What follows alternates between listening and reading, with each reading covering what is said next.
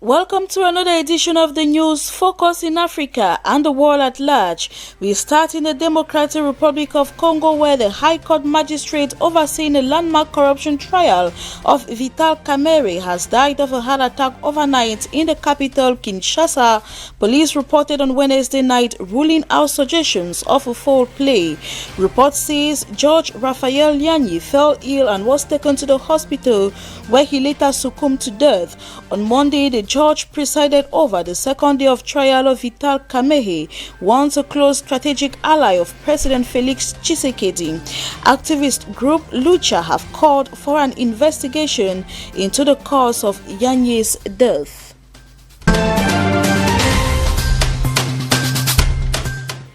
Still in the Democratic Republic of Congo, but in the northeastern part of the country, dozens of civilians have been killed by suspected Ugandan rebels. The attacks, thought to be carried out by the Allied Democratic Forces, the ADF, targeted multiple villages in the Rumu territory, Ituri province, between Monday and Tuesday, according to multiple sources. The so-called ADF have killed hundreds in the region since late 2019 in retaliation for Congolese military offensives on their bases. And it's good news for South Africans anxious to return to their places of worship. President Cyril Ramaphosa has announced that houses of worship will reopen for the first time in 2 months on June 1 as the country eases a national lockdown aimed at containing the spread of the coronavirus. Under the new regulations, churches, mosques and temples must keep facilities clean and sanitized, limit congregations to fewer than 50 people, and require participants to wear face masks and maintain social distancing protocols. The decision to allow such places to reopen sparked questions about the wisdom to allowing groups of strangers to congregate in confined places. We now take you to Paris, where a French court has rejected to release Rwandan genocide suspect Félicien Kabuga under court supervision.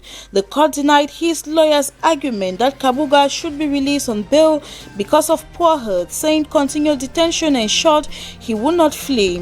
Kabuga, who can appeal the decision, is accused of financing and arming the ethnic Hutu militia that slaughtered some 800,000 Tutsi and moderate Hutu in 1994. Should the Paris Court of Appeal approve Kabuga's extradition, it will order him to be handed over to the International Residual Mechanism for Criminal Tribunals.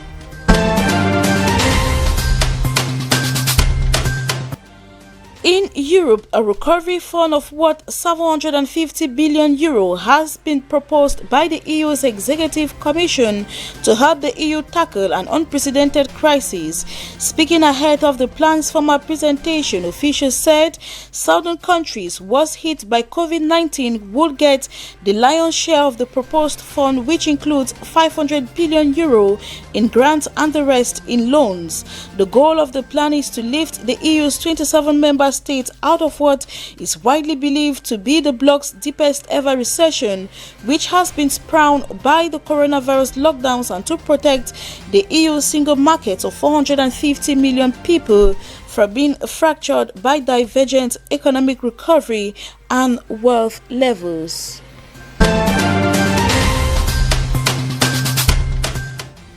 French Prime Minister Edouard Philippe and his team will this Thursday unveil a plan for the second level of lifting coronavirus lockdowns. It envisages to reopen restaurants in the green zones by June 2nd.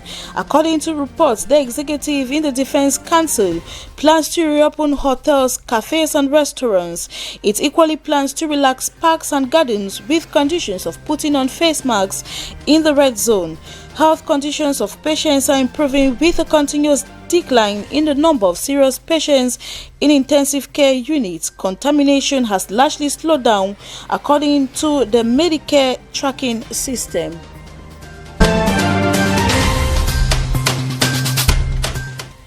The United States death toll from the coronavirus has surpassed 100,000 according to a Reuters tally on Wednesday. The grim milestone comes as experts are warning that the deadly virus may never go away even after a vaccine is developed. Embracing that reality is crucial to the next phase of America's pandemic response. The total U.S. coronavirus cases are over 1.7 million, with some thousand states seeing new cases rising in the past week. A Reuters analysis of data from the COVID-19 tracking project, a volunteer-run effort to track the outbreak.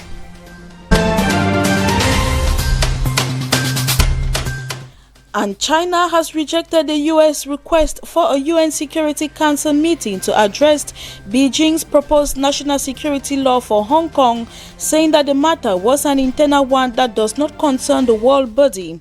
The U.S. mission to the United Nations said in a statement that the issue was a matter of urgent global concern that implicates international peace and security and therefore warranted the immediate intention of the 15-member council. Hong Kong activists say that the proposed law effectively abolishes the basic freedoms enjoyed in the city since it was returned to China by the British in 1997. The U.S. request coincides with rising tensions between Washington and Beijing over the coronavirus pandemic. That was it for the news in Africa and the world on DBS television. Until we meet again, do take care and stay blessed.